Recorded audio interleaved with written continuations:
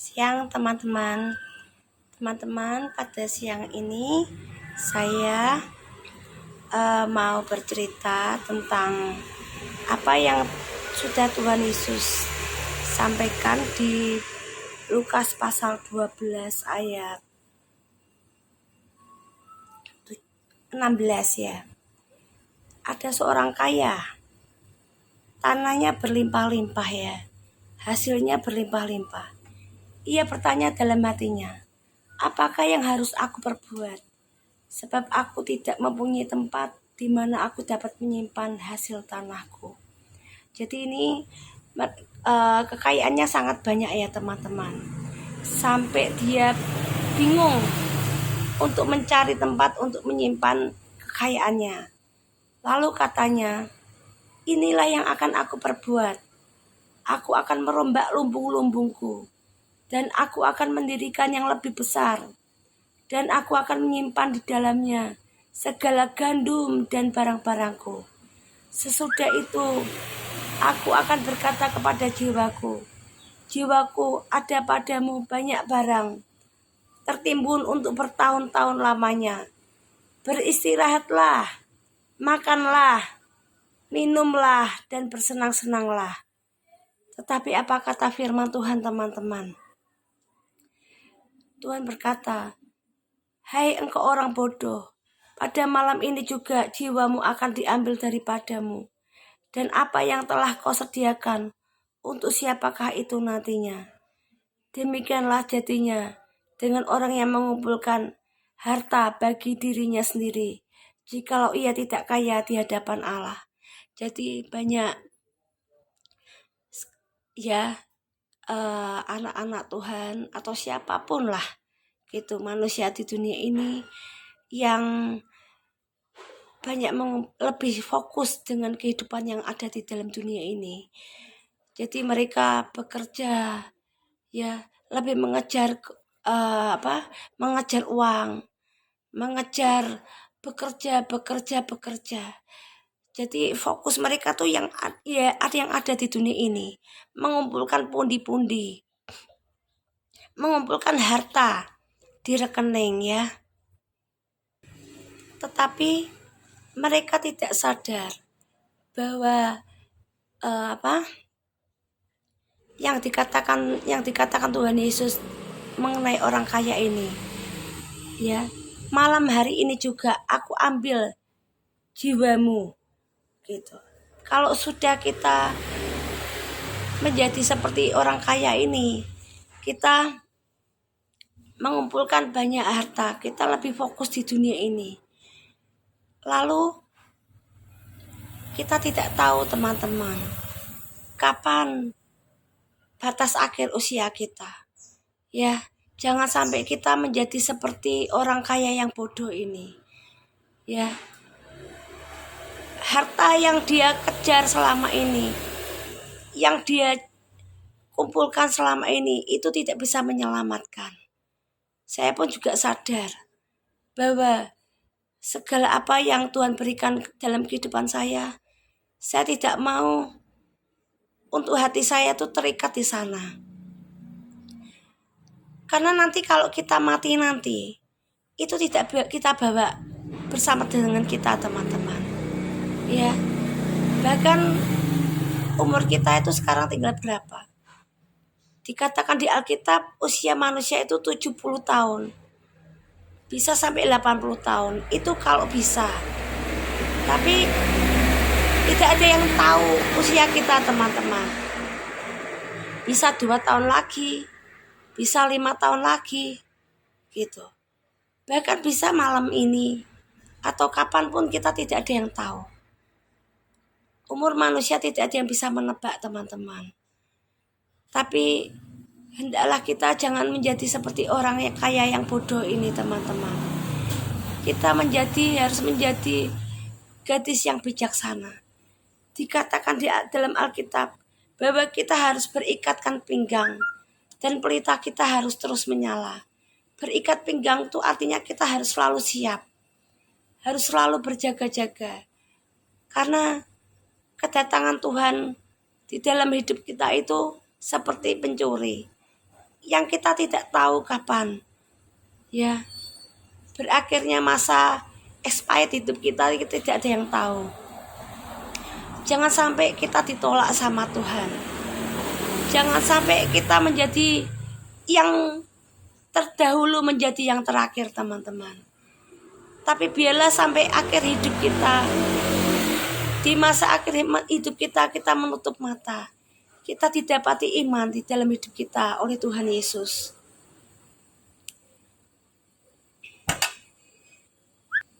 Kalau yang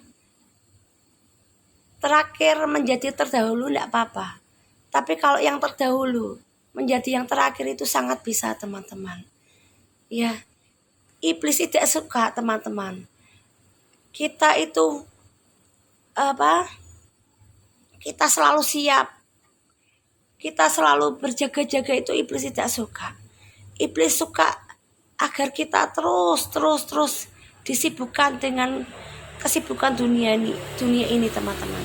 Supaya kita tidak siap siaga, supaya kita tidak siap gitu ya.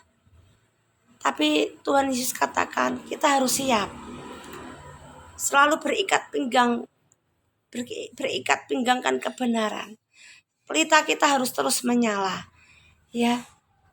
Kita harus hidup dalam kekudusan, teman-teman. Karena ada firman Tuhan mengatakan, kuduslah sebab aku itu kudus.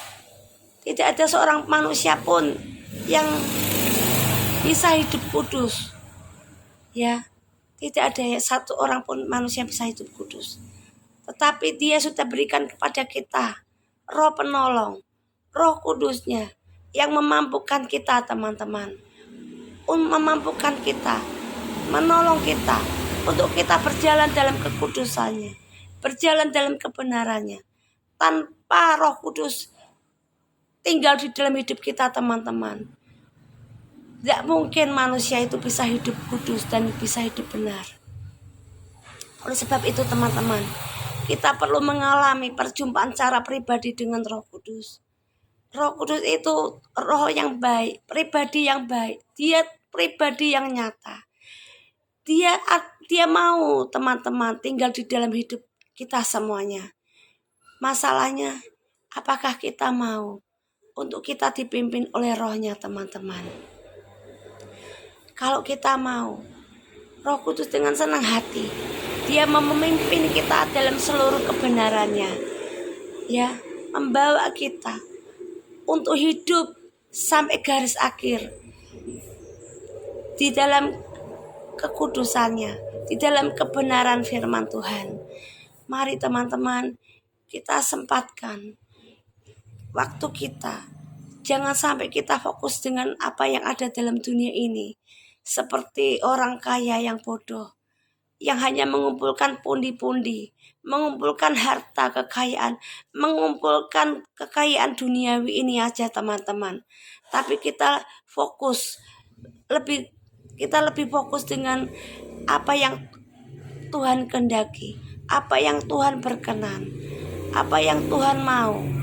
Hidup kita harus seperti pohon yang menghasilkan buah, teman-teman. Kalau hidup kita tidak menjadi pohon, seperti pohon yang menghasilkan buah yang manis, yang siap untuk dinikmati oleh semua orang. Dikatakan firman Tuhan, kapak sudah tersedia untuk menebang pohon tersebut dan untuk dicampakkan ke dalam api. Hidup kita tuh ibarat pohon, ya, ibarat pohon. Jangan sampai kita menjadi seperti pohon ara, teman-teman, yang tidak menghasilkan buah. Saat Tuhan hendak ingin mencicipi buah dari hidup kita, tidak didapati satu buah pun, maka pohon ara itu akan dikutuk dan akan menjadi kering sampai seakar-akarnya, teman-teman. Tuhan Yesus itu baik. Roh Kudus itu baik. Waktunya sudah tidak lama, teman-teman, dalam hidup kita. Oh, masih lama. Akhir zaman masih lama kok. Mungkin kita bisa berpikir seperti itu. Ya. Tapi semua tanda-tanda zaman sudah digenapi dalam Alkitab. Semuanya sudah tergenapi semua. Ya, tanda-tanda. Orang bisa tahu kalau hari panas berarti mau hujan. Oh, mau mendung berarti mau hujan. Tetapi orang tidak bisa melihat tanda-tanda kedatangan Tuhan di dalam hidup kita. Seperti pencuri itu orang tidak bisa melihat. Kenapa? Karena iblis tidak mengizinkan untuk kita itu diselamatkan. Iblis tidak senang kalau kita diselamatkan. Iblis tidak senang kalau kita mendapatkan hidup yang kekal. Ya teman-teman, kiranya biarlah fokus kita jangan selalu kita arahkan di dalam dunia ini saja. Tetapi kita harus fokus kita harus tertuju pada hidup yang kekal. Kepada Tuhan Yesus Kristus. Karena tidak ada keselamatan di luar Tuhan Yesus Kristus. Keselamatan hanya ada di dalam Tuhan Yesus Kristus.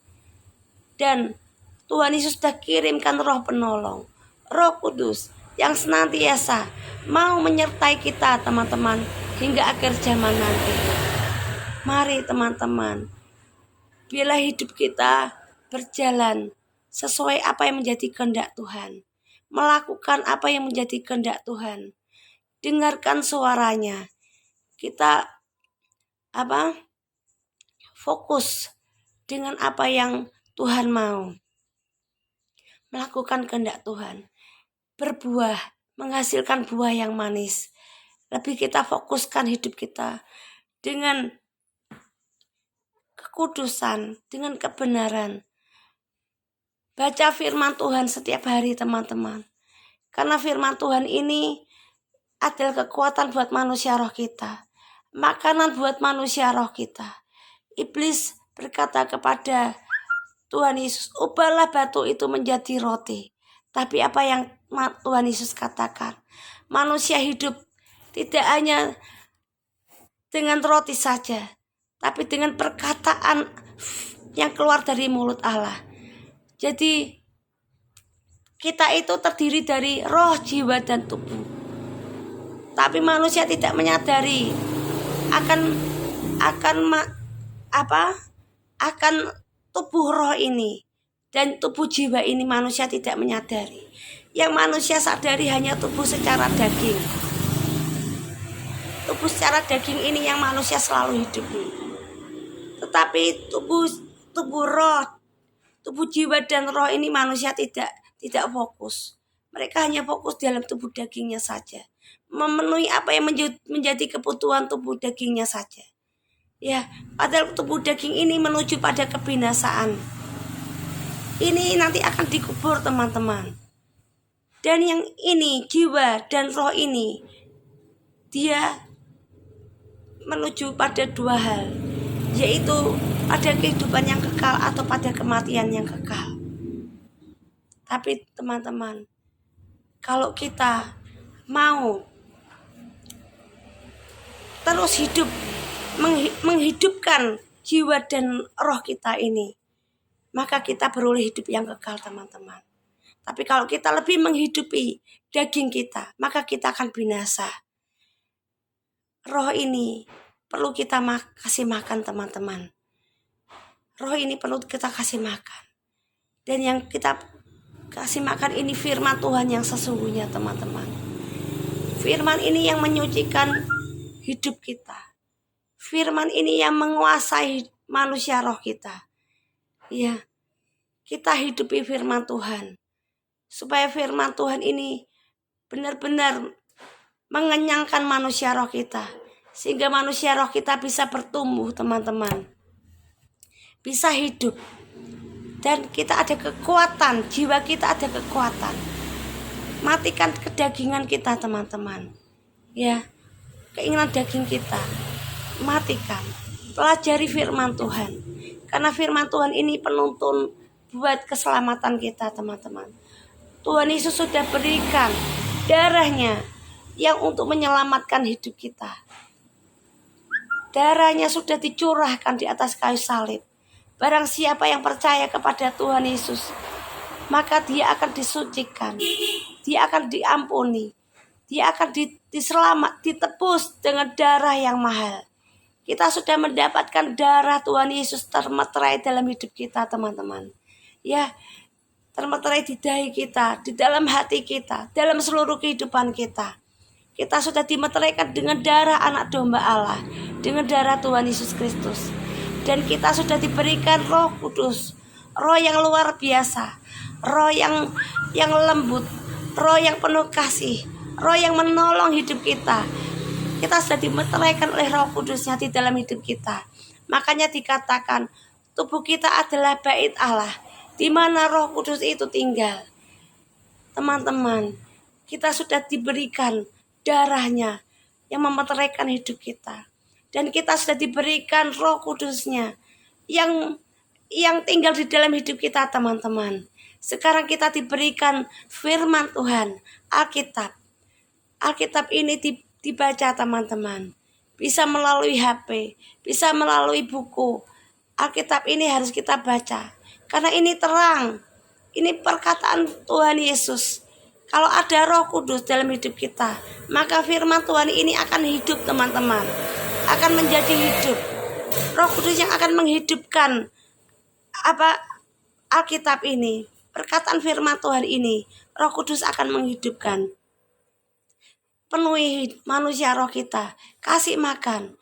Firman Tuhan katakan, manusia hidup bukan dari roti saja. Karena yang roti, makanan roti, dia akan mati. Dia akan menuju pada kebinasaan. Tetapi kalau firman Allah yang hidup, yang kita hidupi, ini yang kita makan, teman-teman. Yang kita makan buat manusia roh kita. Dan tidak cuma kita makan saja, tetapi kita hidupi. Kita lakukan dalam kehidupan kita sehari-hari. Sampai garis akhir hidup kita, teman-teman. Bersama dengan Roh Kudus. Kita benar-benar hidup kita dipimpin oleh Roh Kudus. Dipimpin oleh Roh Kudus. Dan hidup kita hidup dalam kekudusan dan kebenaran firman Tuhan. Sampai garis akhir hidup kita. Kita dikuduskan, disucikan dengan firman Tuhan. Kita melakukan apa yang menjadi kehendak Roh Kudus di dalam hidup kita. Kita menghasilkan buah yang manis. Maka kita akan masuk dalam hidup yang kekal, teman-teman. Penting sekali, teman-teman. Hidup kita ini hidup dalam kekudusan, hidup dalam kebenaran. Karena tanpa kekudusan tidak ada seorang pun dapat melihat Bapa di sorga. Tuhan Yesus luar biasa. Karena di sorga itu kudus, tidak ada di sana kepahitan, tidak ada sana dosa. Di sana tidak ada dosa, tidak ada kepahitan, tidak ada kebencian, tidak ada amarah, tidak ada dendam, tidak ada sakit hati, tidak ada dosa, teman-teman. Yang ada adalah di alam maut, di neraka. Di sana tempat berkumpul ya iblis dan para pengikutnya. Kiranya kebenaran firman Tuhan pada pagi hari ini bisa menjadi berkat buat kita semua. Mari teman-teman kita berdoa. Tuhan Yesus, zaman ini sudah zaman akhir.